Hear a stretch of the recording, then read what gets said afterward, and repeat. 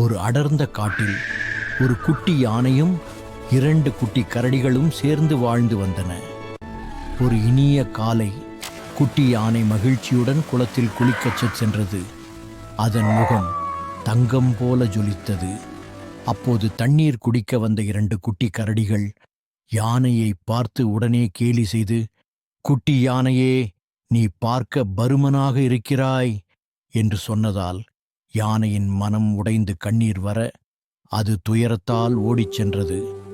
மறுநாள் இலைகள் சாப்பிட்டு கொண்டிருந்த யானைக்கு திடீரென அலறல் சத்தம் கேட்டு பயத்துடனும் பதட்டத்துடனும் அந்த திசை நோக்கி ஓடியது. அங்கு காட்டுத் தீ எரிந்ததால் அனைத்து மிருகங்களும் ஓடிக்கொண்டிருந்தன. அதே தீயில் அன்று கேலி செய்த குட்டி கரடிகளும் சிக்கிக் கொண்டிருந்தன. யானை எதையும் பொருட்படுத்தாமல் தீக்குள் சென்று அவர்களை காப்பாற்றியது. கரடிகளுக்கு காயம் இல்லாமல் இருந்தாலும் யானை தீக்காயங்களால் வலியுற்றது.